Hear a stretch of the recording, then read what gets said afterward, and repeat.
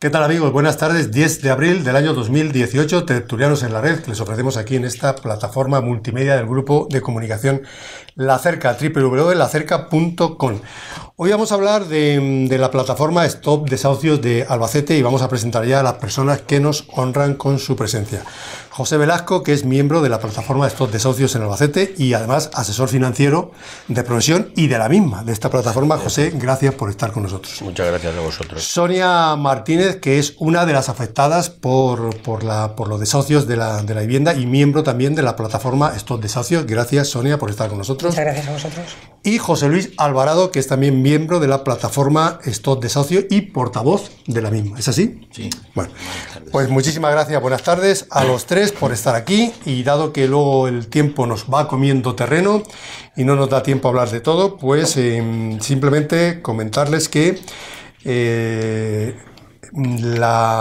existe un anteproyecto de ley de la vivienda en Castilla-La Mancha, anteproyecto que fue publicado en febrero y al cual se han presentado multitud de alegaciones, entre ellas varias alegaciones que ha presentado precisamente esta plataforma Stop Desahucios. También les recordamos que actualmente hay, según nos han estado comentando estos miembros de la plataforma que están aquí presentes en este Tertulianos en la Red, hay aproximadamente unas 6.000 ejecuciones hipotecarias en Castilla-La Mancha que están pendientes de resolver aproximadamente desde hace 8, 9 o 10 años, ¿no? José, Pepes y Sonia. Y que estas 6.000 ejecuciones se corresponden solamente a lo que son viviendas habituales, no hablamos de segundas viviendas, de locales, industriales, comerciales, etcétera, etcétera. Bueno, de todo esto quieren hablar estos amigos de la plataforma Stop Desahucios en Albacete y a los cuales yo pues ya cedo la palabra para que nos digan primeramente, por introducir a las personas que nos están escuchando y viendo, José Velasco, es que hoy como tenemos dos Josés, José Velasco y José Luis Alvarado y Sonia. Bueno, José Velasco, primeramente por introducir, José, explícanos qué es la plataforma Stop Desahucios y cómo surge, para introducir un poco conceptualmente a los oyentes y los que nos están viendo, de qué va esto.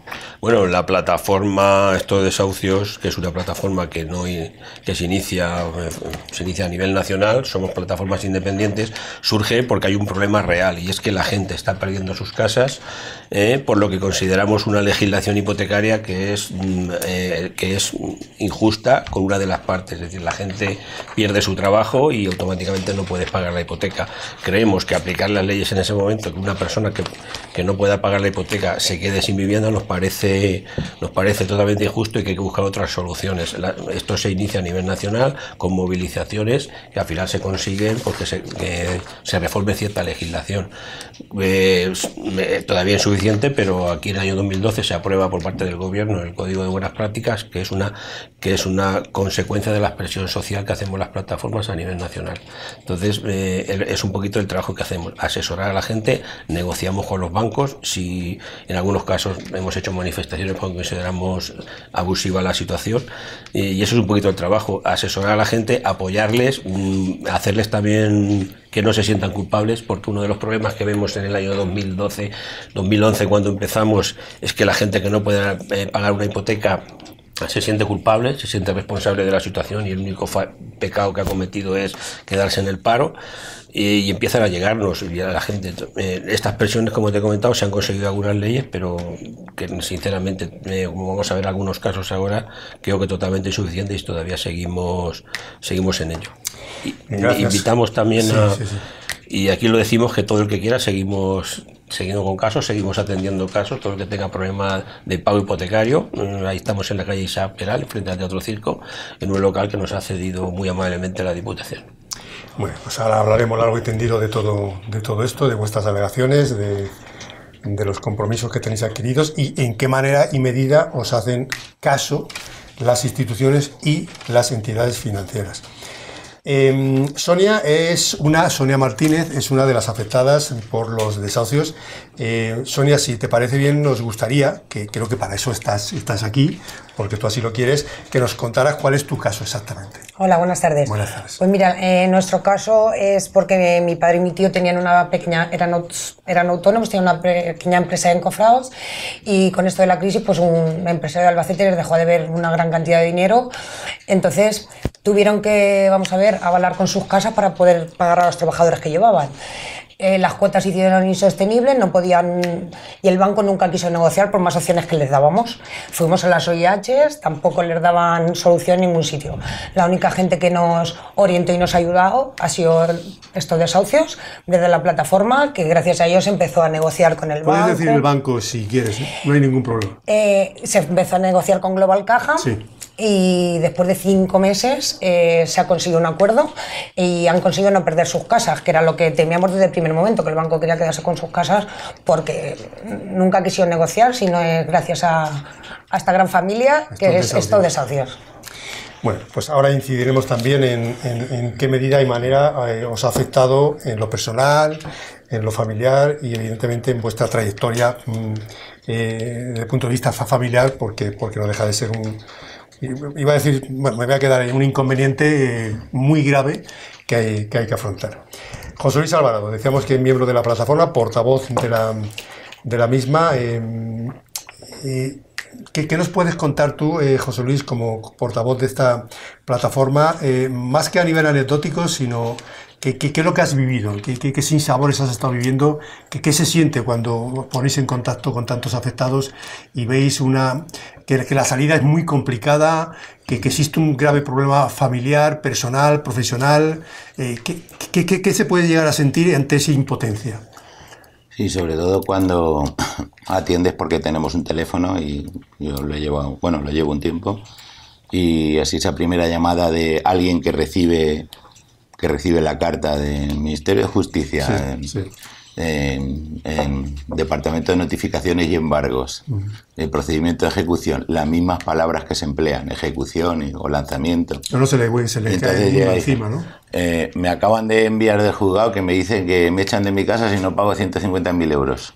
Bueno, que es lo que se resume lo del vencimiento anticipado, que es la manera técnica, bueno, o cualquier cosa. En ese momento la persona se bloquea. Entonces te puedes encontrar de todo. Gente que venga a la plataforma, gente que diga, yo esto no voy a recogerlo, porque si no voy, no me entero, no pasa nada. O sea, de pronto es una impotencia lo que entra. Hay de todo. Hay personas, a lo mejor, un caso, por ejemplo, de Sonia Tal o eso, de su familia, pues se ha ido haciendo con tiempo y se ha negociado con el banco. Hay otros que ya directamente pues están en una situación límite, pero bueno, que en principio las personas se bloquean y no saben qué hacer. Porque luego el sentimiento, lo que decía José, lo del sentimiento de culpabilidad es muy normal, porque no quieren contarlo a nadie, no se cuenta a familiares, no se cuenta, en algunos casos no se cuenta porque, pues ¿qué habrás estado haciendo? ¿Cómo has llegado a esta situación? ¿Por qué? ¿No? O sea, el sentimiento de culpabilidad. Entonces no, es simplemente has llegado a una situación, no puedes hacer frente a unos pagos y por encima de todo lo que se defiende aquí, una cosa tan básica como el artículo 47 de la Constitución, derecho a una vivienda. Bueno, evidentemente tienes un préstamo, hay que hacerle frente y demás, pero no hay otra manera, o sea, era la única manera que había de acceder a una vivienda y entonces eso hay que solucionarlo. Bueno, introduzco, como digo, alguna que otra variable, siempre lo digo en todos los programas, vamos introduciendo variables para ir enriqueciendo el debate, y más que el debate en este caso, la tertulia y vuestras sugerencias y reivindicaciones. Y ante esta, llamémosle injusticia, ¿está bien, José, llamarlo? Bueno, como ha dicho el amigo José Luis, hay un artículo 47 de la Constitución.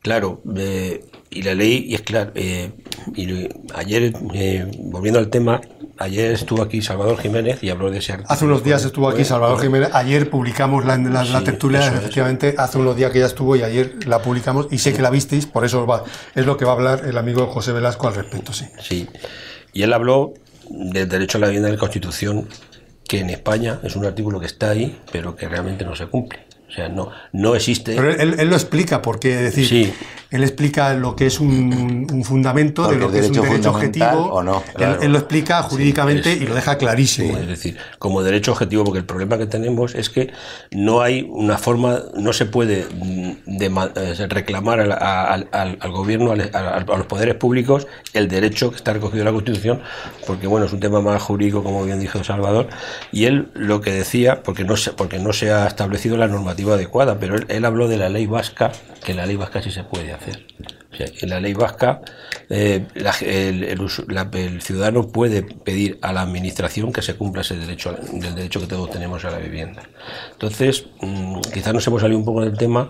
No, estamos hablando de los problemas de la vivienda. Claro, entonces, si tradicionalmente en España, para acceder a la vivienda, la hemos tenido que comprar y hemos tenido que pedir un préstamo, lo que creemos que es totalmente injusto que una persona que deja de tener ingresos, se ha quedado en el paro, automáticamente la solución sea, que es la que se ha ocurrido hasta ahora, sea embargarle esa vivienda y quitársela y dejarle sin vivienda.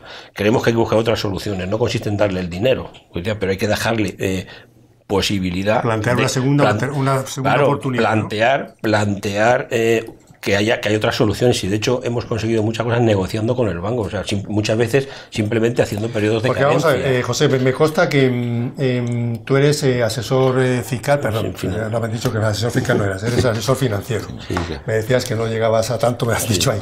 Eres asesor financiero. Vamos a ver, comentabais que la situación actual ahora mismo en España, en el marco jurídico, es la siguiente, que me gustaría que vosotros explicarais.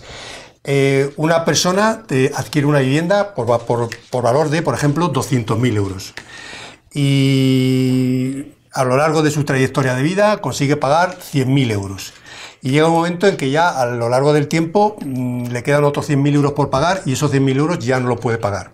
Entonces llega al banco y como no le puede pagar, automáticamente no solamente le quita la vivienda, corrígeme si no es así, no solamente le quita la vivienda, lógicamente entera, toda el inmueble, sino que además tiene que hacer frente a los pagos que le quedan. Digo, porque pregunto. Que maticéis eso. Puede haber una subasta por un tanto por ciento que marca la ley y puede llegar a quedarle deuda. O sea, que, a ver, todo lo que habría pagado se quedaría sin vivienda y hay la posibilidad de que le quedara deuda. Sí, a eso me refiero. Y eso pero vosotros... bueno, entonces son los más gordos, se queda sin casa. Eso, sí, lo que has pagado. Pero es que además hasta te puedes quedar con deuda, que ya sería la segunda parte. Y eso ocurre en España. Eso ocurre con la ley de enjuiciamiento civil. Sí. Dentro de la ley de enjuiciamiento civil, el procedimiento de ejecución hipotecaria. La ley de enjuiciamiento civil española es del año 2000. Pues no y se contradice con la directiva 93/13 de la Comunidad Europea, que es por donde nos han venido todas las correcciones. Por lo que nos han sacado los colores. Correcciones a sentencias de los tribunales, bueno, sí, juzgados y tribunales europeos, pero que no han llevado a reformas legislativas, excepto el Código de Buenas Prácticas, los parches que se han ido poniendo, pero no se ha llegado a reformar la ley en cuanto a eso. Creo que está en proceso una modificación de la ley de enjuiciamiento civil.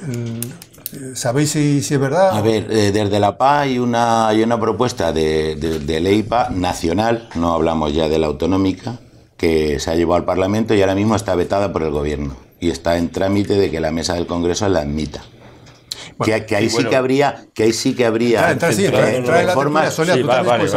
Ahí habría reformas a la ley de enjuiciamiento civil, a la ley de arrendamientos urbanos, pero a normas estatales. Pero a lo que voy un poquito, y que volviendo al tema, todo lo que has dicho, es decir, la clave está ahí, es decir, no es lo mismo tener una hipoteca para una vivienda que tienes en la playa, que evidentemente si no la puedes pagar, lo que tienes que venderla, que es tu derecho a la vivienda, es decir, entonces choca lo que es el derecho a la vivienda con el hecho de no poder pagarla en ese momento. Entonces nosotros pensamos que tiene que haber la ley tiene que permitir otras cosas, y cuando sea vivienda habitual, la ley arbitrar medios para que la gente siga manteniendo la vivienda. Es decir, no consiste en decir, ¿cómo? Pues a lo mejor simplemente dando una carencia de capital y que solo paguen los intereses, o reduciendo los tipos de interés, o porque ¿qué ha sido el rescate bancario? Porque a nuestros políticos se les llena la boca diciendo que van a devolver el dinero a los bancos. Y ya hay tanto que no han devuelto, y muchos de ellos lo van a devolver, y de hecho mucho dinero lo han devuelto. Pero ¿qué es lo que ha ocurrido? Que el Banco Central Europeo llega a una crisis financiera como la que ha llegado, les dice a los bancos: tomad todo el dinero que queráis, os lo voy a poner al 0% y cuando podáis me lo devolvís. Cuando ya saneáis vuestros balances, pues se podía haber hecho eso mismo con las personas. Es decir, una persona que está en el paro, que no tiene trabajo, se le podía haber hecho exactamente lo mismo. Bueno, sigues debiendo los 100.000 euros que te quedan por pagar, lo que has comentado, se podía haber hecho perfectamente.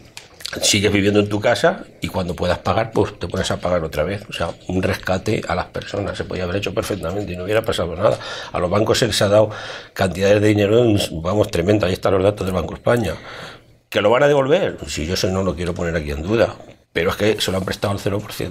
Bueno, vamos a ver, voy a poner un ejemplo para, en base a ese ejemplo que voy a poner, intentar abrir otro debate de un punto inseguido de lo que estamos hablando, para que la gente entienda todo esto, porque es que si no, vamos a ver, a una persona, insisto otra vez, que compró una casa hace 15 años que costaba 200.000 euros, insisto, y llega hace 15 años, por ejemplo, llega el año 2008 y ha pagado 100.000 euros, pero insisto otra vez, no puede hacer frente a los otros 100.000 que tiene que hacer frente.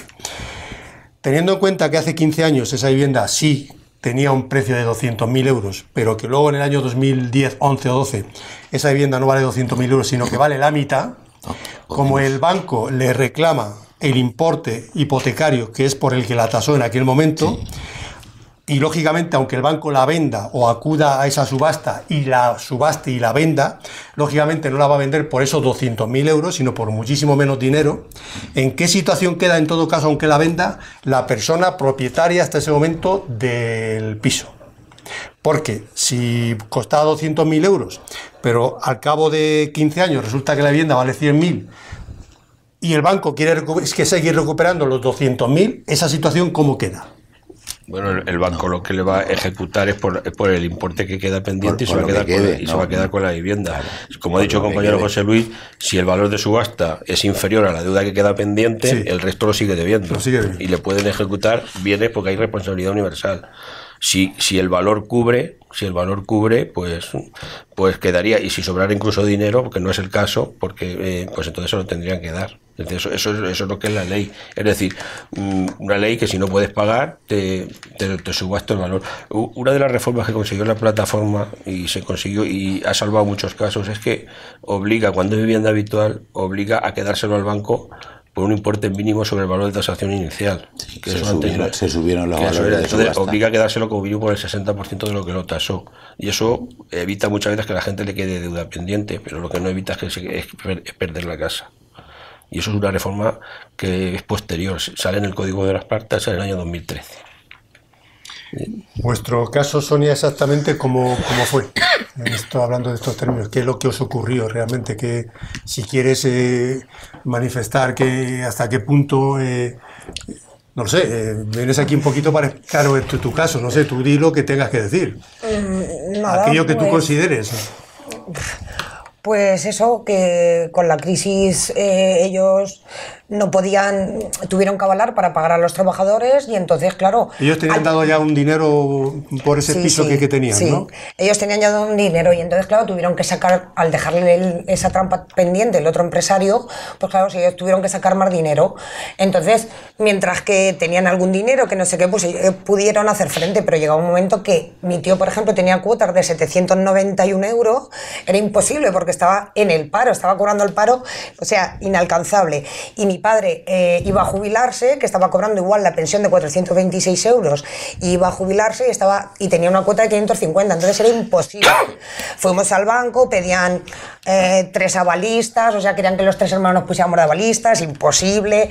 Luego les dimos otras opciones y ya incluso no quisieron negociar. Por más opciones que le dieron, con nosotros no quisieron negociar. Fuimos a la SOIH, a la Oficina de Intermediación Hipotecaria, Y tampoco quisieron, porque al ser autónomos es como que, vamos, que no querían hacerse cargo, no nos hicieron caso. Entonces fue cuando, vamos, acudimos a esta plataforma y al principio pues costó mucho, pero ellos nos han acompañado, tuvimos que hacer una concentración en la puerta de Global Caja con 100 personas y desde ahí fue cuando partieron las negociaciones. Desde el 5 de octubre y hasta el 28 de febrero nos ha llegado a un acuerdo que finalmente... ¿Es consciente la sociedad española? Digo que es consciente en la magnitud económica y más que económica, financiera, en la que nos llevó la propia crisis. ¿Cuál es el origen de la crisis? No, el origen de la crisis tenemos claro de dónde viene. Quiero decir que sí es consciente la sociedad española del mal que ha generado la crisis y la cantidad de familias, como la de Sonia, por ejemplo, que no solamente se quedaron en la calle, que ya es grave, sino que tiene ahí mismo un problema enorme de proyecto de vida para poder seguir avanzando. Pues es que no sé yo si hay una conciencia general con esto, porque cada uno que tiene el caso sí. Pero los gobiernos de turno se están haciendo eco lo suficiente de toda esta situación y están pactando con los bancos todas estas reivindicaciones que vosotros estáis haciendo. No, porque las mínimas modificaciones que ha habido de ley son las que se han hecho por presión. Un poco lo que está pasando a lo mejor ahora si quieres las pensiones y demás. Un poco ha sido, pero no tan inmediatamente, a lo largo de muchos años. Se hizo una iniciativa legislativa popular que hubo 1,5 millones de votos, costó mucho que se admitiera trámite en el Parlamento, se admitió a trámite y lo que salió de ahí fue pues un parche para mí. O sea, no hay conciencia. Cuando se hace la famosa encuesta hasta de CIS, el problema de la vivienda no aparece. Dice, ¿usted qué opina sobre estos problemas? Los políticos, la corrupción, tal. El problema de la vivienda no es problema. Con 2.000 entrevistas o 3.000 que se hacen no hay problema. O sea, no hay una conciencia general de esto. ¿Qué vas a decir, José? Bueno, lo que va a decir, efectivamente, como dice José Luis, no hay conciencia. Yo creo que solo hay conciencia cuando te afecta directamente o lo tienes cercano de algún familiar, que muchas veces los propios familiares ni se enteran porque es una cosa que, como dice, también ha dicho, no se suele contar. Pero si hay algo positivo, yo creo que lo que ha ocurrido con estas plataformas, estas movilizaciones, que ahora ya al que no paga una hipoteca, pues ya no se le mira como se miraba hace 10 años, ¿no? Una persona que puede pagar una hipoteca es una persona que tiene mala suerte. O sea, hace años el que no podía pagar la hipoteca era un señor que mira, que sinvergüenza, que no paga. Eso ha cambiado. O sea, incluso los propios bancos ya no miran a los que no pagan como si fueran... Antes le llamaban bichos. O sea, es decir, eso ha cambiado, se ha mejorado. Es decir, ahora se ha humanizado un poco el tema. Eso sí es cierto. Hay que reconocerlo, que la crisis de la situación hipotecaria nos ha hecho todos un poquito más humanos. Eso es cierto. ¿Sí? La situación para conceder hipotecas en la actualidad es parecida a esa misma conciencia que existía y esa manga ancha que tenían los bancos hace, por ejemplo, 15 años, 16, 17 años, o todo ha cambiado muchísimo. Vosotros sois conscientes. A lo mejor te lo puede decir el que es más técnico en esto, pero yo creo que sí que ha cambiado, o sea, que no se conceden como se concedía. No, lo digo porque como dice que, como decía José Velasco, que ha cambiado un poco en cuanto a la conciencia humana, posiblemente sea José, pregunto, porque también es verdad que se conceden muchísimas menos hipotecas que antes, sí. Y teniendo a lo mejor como referencias a la hora de avalar o de hipotecar, pues cifras o cuantías mucho mayores o con mayores exigencias. Sí, la exigencia ahora debe ser mayor. No vamos ahora, los bancos están en una situación, es decir, aquí se crea la burbuja financiera que se hace a partir del año 2000, cuando entramos en el euro, los bancos quieren dar dinero como sea, a quien sea y como sea, o sea, su objetivo es dar dinero a todo el mundo, y eso ha cambiado. Ahora hemos vuelto un poquito a lo que pasaba antes a los años 90, años 80, años 90, y ahora son más rigurosos y dan las hipotecas en función de tu capacidad de pago. Es decir, el banco te realiza la capacidad de pago en ese sentido, y en ese sentido, pues sí, ya no te dan el 100% tener malos gastos, ahora te dan el 80%, tienes que tener algo de dinero, tienes que tener para los gastos. El tema de los avalistas de los padres es una cosa que también he observado que ha cambiado, ya no los quieren, ¿no? Es decir, quieren capacidad de pago propia, porque antes daba igual que tú pudieras pagar, si traías un avalista que te daba a tus padres decían ya cobraremos, ¿no? Y en ese sentido sí, se han hecho más profesionales y ahora no dan las hipotecas con la misma alegría porque buscan su rentabilidad y sabiendo además que una persona que no pueda pagar pues van a tardar unos cuantos años en echarla. Sí, se han dedicado un poquito más a lo que tenían que hacer. Sí, se han profesionalizado, yo creo que eso es positivo. El Euribor ahora mismo, antes de ayer estaba en números negativos. Está negativo. Estaba en números negativos. El hecho de que el Euribor esté en números negativos y por tanto los bancos concedan las hipotecas a un punto aproximadamente más el Euribor, lo que llega a un momento en que prácticamente es al 0%, incluso casi menos. ¿Eso fomenta en la actualidad la posible compra de vivienda o realmente la crisis en la que todavía estamos inmersos en eso ha cambiado poquito? Yo creo que no. Vamos a ver, si es que aquí, claro, estamos basando que para poder acceder a la vivienda hay que cumplir una serie de condiciones, tener unos medios de pago, acogerse a un tipo de contrato hipotecario que ahora algunas cosas parece que las quieren cambiar también y demás. Pero claro, no se trata de eso. Se trata de que todo el mundo pueda acceder a una vivienda y no se tenga que estar pensando, esto hoy me cuesta tanto, mañana cuánto me va a costar. Aquí hay que ir por otro lado. La dificultad de acceder a la vivienda es ahora pues posiblemente más que antes de la crisis, la dificultad de acceder a ella porque los bancos se han vuelto más rigurosos, eso es cierto, y si no hay unos ingresos y un ahorro previo pues es difícil, salvo que sea su vivienda, que esa es otra. Si la vivienda es del banco, ahí si te quedas una de las suyas, ahí te suelen dar el 100% y suelen levantar bastante la mano. Y de hecho, ¿qué parque de vivienda tienen los bancos? ¿Cuántas viviendas tienen los bancos? Pues no lo sé. No podemos saber el número, pero bastantes. Varios millones de... Bueno, dice la estadística, hay 3 millones de viviendas vacías. Entonces, de alguien tiene que ser el dueño. Casas sin gente y gente sin casas. Que no es un eslogan tonto, es que es la realidad. 3 millones de viviendas vacías. El hecho de que se lleven en España y en Castilla-La Mancha ya bastantes años sin hacer vivienda social, tanto para alquiler como por compra, y el hecho que haya tantos millones de viviendas vacías y muchas de ellas que tienen los bancos, ¿eso puede repercutir negativamente porque haya una connivencia entre la política y la banca a la hora de construir viviendas de protección social, hasta tanto en cuanto los bancos no limpien sus balances de viviendas? No sé si me estoy explicando lo suficientemente bien. Tiene su sentido. Yo te voy a dar un dato de aquí de Albacete que lo busqué. Yo lo busqué. En el año 91, en Albacete, recuerdo el dato, por eso te lo digo, y fue el año 91, está en el informe económico de la Comunidad de Castilla-La Mancha, el 90%, el porcentaje, el 60% de las viviendas que se construían en la capital eran de VPO. En el año 2003, en plena crisis, en pleno boom 2004, el porcentaje era del 3%. ¿Sí?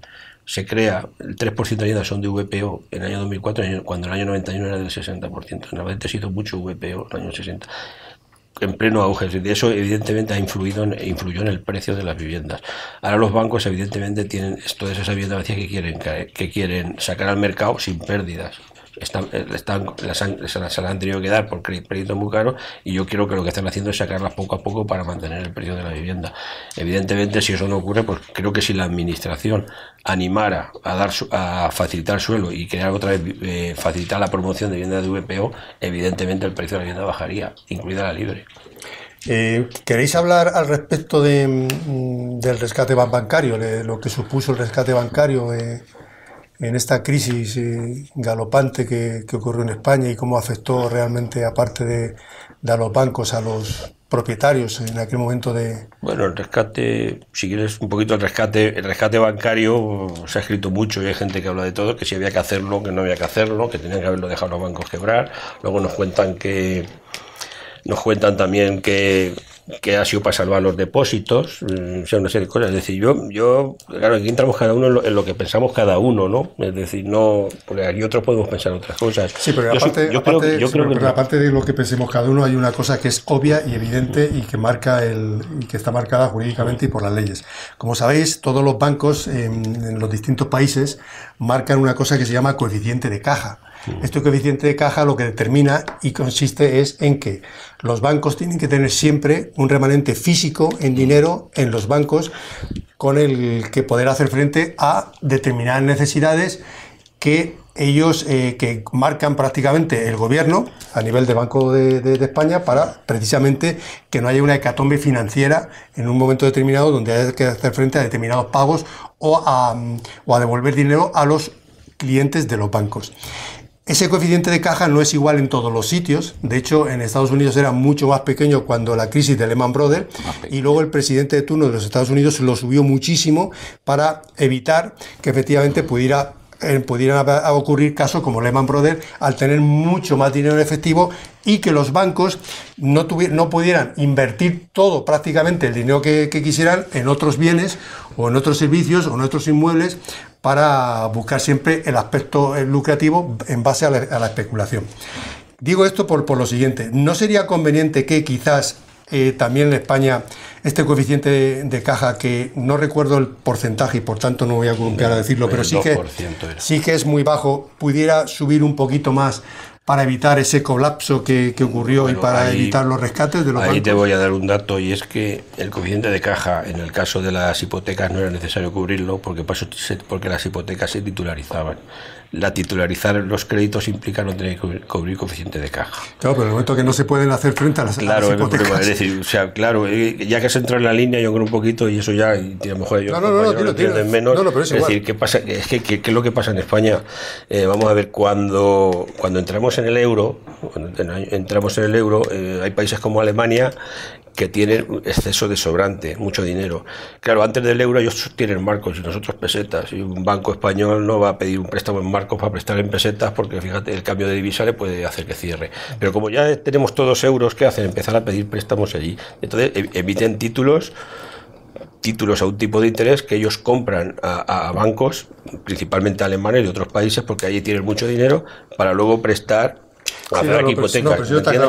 Pero ¿qué? Te explico, ahí no hace falta tener coeficiente de caja, porque tienes es decir, en el balance lo tienes equilibrado. El coeficiente de caja no es necesario. En base a la especulación siempre. Yo a lo que voy es a lo siguiente, es decir, para evitar que la especulación sea prácticamente al 100% de los flujos financieros que tienen los bancos, pues claro, si yo puedo evidentemente tener avales y tener hipotecas o lo que sea, pero luego me viene una hecatombe de crisis y por mucho que yo ejecute los avales y las hipotecas, si no hay gente que me lo pague me va a dar igual. A eso me refiero. Yo lo que quiero decir es que si bajo una norma legal yo obligo a los bancos a tener un dinero físico que no está invertido en la especulación vía compra de títulos o lo que sea, pues de alguna forma yo me salvaguardo. Digo a nivel... Claro, si hubiera obligado a los bancos en las titularizaciones cubrir también el coeficiente, por ejemplo, problema. Por ejemplo, es que no se les obliga. Pues ese es el tema. No se les obliga. No, sí, claro que lo entiendo. A eso me refiero. A los bancos ni se les ha obligado, y además su negocio ha sido jugar con la necesidad de la vivienda y dar préstamos, y dar esos préstamos. Siempre. Luego lo del rescate, pues ya son otras cosas y otras historias financieras. Bueno, y ya si quieres, que a lo mejor te puede hablar más, métete con las cajas. Bueno, la caja que yo como sabes, ¿qué ha pasado? Entonces, ¿desde cuándo se meten las cajas a construir? O a hacer promociones. Bueno, cuando su fin no era ese, que por ahí se podía haber hecho parte de toda esa vivienda. Me comentabais un dato importante, que existen 6.000 ejecuciones hipotecarias en Castilla-La Mancha que están en marcha en relación a la vivienda habitual. Y me comentabais también que estos procesos que se están enquistando desde hace ya muchísimos años se podían llevar a cabo adelante y salvar con, me comentabais, unos 2 millones de euros al año. Sí, es un poquito. Aproximadamente. Es un poquito, y te agradezco. ¿Queréis comentar eso? Sí, por supuesto.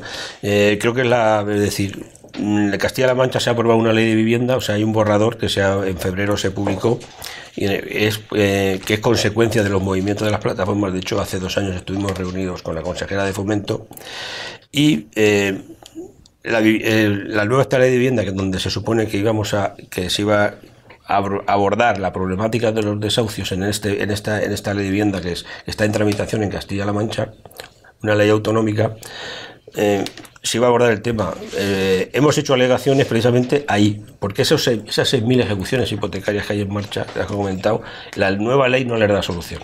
Y es donde hemos hecho las alegaciones. Queremos solución para esas 6.000 viviendas y es donde creemos y la propuesta concreta que hemos hecho que se incluya en la ley, sí, que incluso en el informe económico que hemos hecho, donde te he dicho los 2 millones de euros, incluso hemos dicho que eso no hace falta que vaya en la ley, sino que puede ir en el plan de garantías ciudadanas, que está también en tramitación en Castilla-La Mancha, pues se puede incluir dentro de eso, no hace falta que incluso que vaya en la ley, se habilite un medio para que, negociando con la banca, se financie, aprovechando que el Euribor está muy bajo, se financie a la gente, se le dé una moratoria a esas 6.000 para que no pierdan la vivienda, de tal forma que incluso la Junta pueda hacerse frente al coste financiero, a los intereses, mediante una especie de subvenciones, y cuando pueda pagar a esas personas, pues que entren en cuota habitual. Es decir, se les dé una moratoria mientras no puedan pagar para que no se les quiten las casas. ¿Y eso es responsabilidad de la Junta de Comunidades? Y eso hemos pedido que lo incluya la Junta de Castilla-La Mancha en su ley de vivienda, sí, o en el plan de garantías ciudadanas.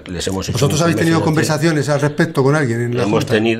Hemos tenido en la plataforma a nivel regional 2 reuniones, una con el grupo Podemos y otra con el grupo socialista. Hemos hablado del tema, hemos hecho nuestras alegaciones y no lo ven claro, pero bueno, estamos esperando que nos digan algo. Sí, hemos tenido reuniones, las alegaciones están hechas por escrito a través del registro y las tienen. Y hemos tenido esas 2 reuniones. Está previsto que en todo caso, en base a los análisis que hagan de las alegaciones, las vuestras y las de otros movimientos, que esta ley de la vivienda de Castilla-La Mancha, repito, de Castilla-La Mancha, no nacional, que la nacional, como saben ustedes, fue aprobada por Real Decreto 106/2018 el 9 de marzo del año actual, el Plan Estatal de Vivienda de 2018-2021.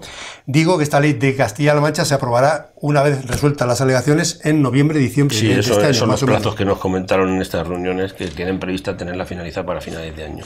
En todo caso, esperáis antes de que llegue octubre-noviembre de que tengáis alguna resolución al respecto de si van si se tienen en cuenta las alegaciones. Si se van a tener en cuenta o no se van a tener en cuenta. Estamos esperando que hasta ahora las reuniones no hemos sacado nada, pero bueno, ha habido reuniones, que eso también es positivo. Me imagino que seguiremos tratando el tema, pero es que fijaros que a mí se me toca, o sea, 6.000 ejecuciones hipotecarias, o sea, 6.000 familias, sí, 6.000 personas, claro, 6.000 familias, sí, con un gravísimo problema. Claro, es que la ley de Castilla-La Mancha no mejora la legislación estatal antidesahucios, que, como dice el compañero José Luis, es totalmente insuficiente. Es que yo creo que en Castilla esa ley se ha olvidado de ese tema, entonces hemos incidido en ello, que implica el tema de los desahucios, porque cuesta poco dinero, o sea, se han gastado mucho más dinero en otras cosas, y se evita 6.000, porque la ley lo que dice es que que tendrás derecho, una vez que te quiten la vivienda, una vez que te la ejecuten, tendrás derecho a entrar como en una lista de viviendas como pueden estar la demás gente, y tendrás derecho a una vivienda social, incluso una subvención en el alquiler. Pero si hay viviendas sociales. Ya, sí, pero eso es lo que dice. Pero eso es lo que digo, incluso ¿qué listas si no hay viviendas sociales? No, pero es que te dicen además que incluso podrás tener derecho a un alquiler. Es que si tampoco hay. Digo social. Si a las 6.000 personas esas que se les subvencionara el alquiler, cuesta muchísimo más dinero. Costaría mucho más de esos 2 millones de euros.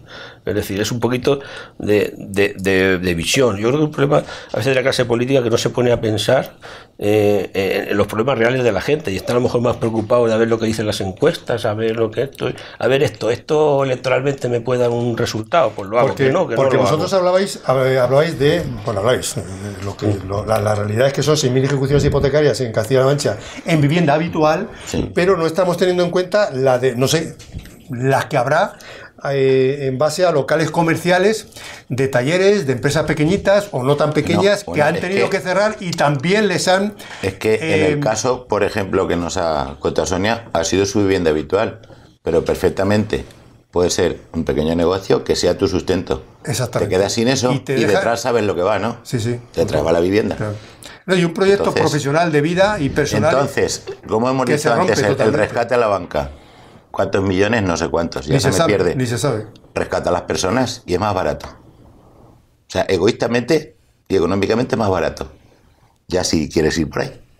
Pero bueno, pero por ley, o sea, no con los parches que han hecho. Que no sale en la prensa, que no tiene importancia porque es un dinero que ya se ha devuelto, pero antes de la crisis, en el sistema de intercambio del Banco Central Europeo, el sistema de intercambio había 20.000 millones de euros lo que debían los bancos españoles. En el año 2012 eran 450.000.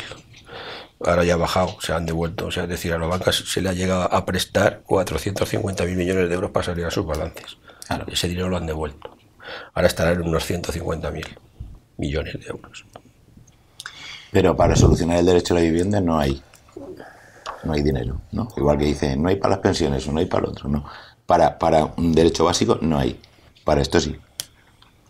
Bueno, yo no sé aunque hablemos en cifras macroeconómicas y a nivel europeo, me da igual, pero al final a quien nos afecta ahora que estamos es a cada uno. Ahora que estamos en año electoral, igual os hacen un poquito más caso que en otro año, ¿no? Yo lo que me temo es que la ley va a venir a salir cercano al final del periodo de sesiones o antes de que se disuelvan. Espero que antes de que se disuelvan las Cortes Regionales, pues yo te digo, trámite parlamentario. Pero personalmente a mí o sea, si es por motivos electorales o por lo que sea, porque quieran salir en la foto, no, da igual, nosotros estaríamos pero que salga encantado de que se apruebe la ley, se solucione el problema antes de que se acabe esta legislatura. Y el que quiera salir en la foto, que salga todo lo guapo, que nosotros vamos, le aplaudimos, le invitamos, no tenemos ningún problema. Pero que lo hagan. Nosotros queremos solucionar un problema, porque si se aprueba esa ley, a lo mejor en la plataforma ya se nos acaba el trabajo, eso sería bueno. Se nos acabe el trabajo en la plataforma. ¿Conocéis, por cierto, esta ley de Castilla-La Mancha, el anteproyecto, al margen de estas alegaciones para estas ejecuciones concretamente que estáis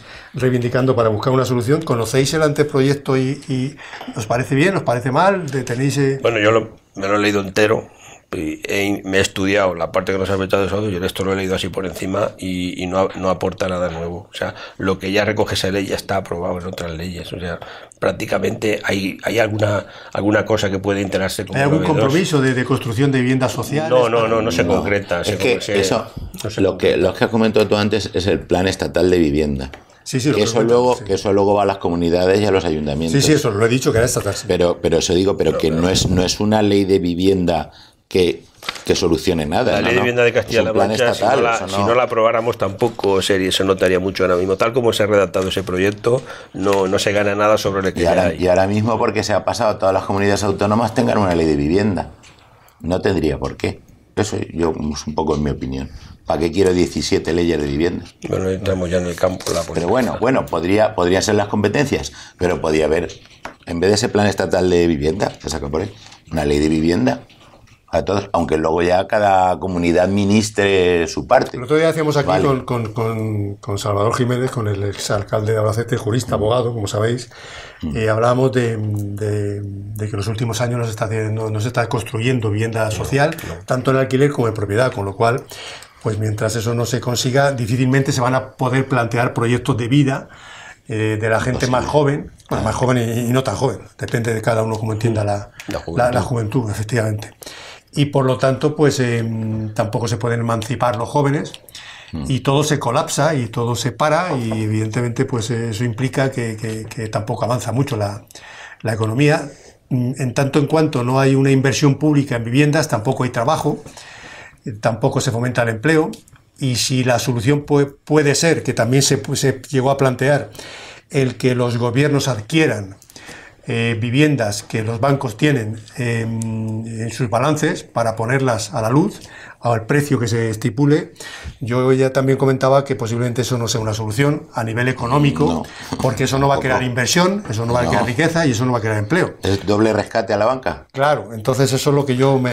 Yo ahí estaría con Salvador, porque ayer... No, Salvador no es que dijera, eso lo digo yo. No, pero bueno, estoy de acuerdo, es decir, estoy totalmente de acuerdo que... Él simplemente me escuchó, yo dije eso y es... Si volvemos a los datos que te he comentado en el 91, si hubiera un plan de construcción, si las administraciones fomentan la construcción de viviendas mediante facilitación de suelo, no hace falta...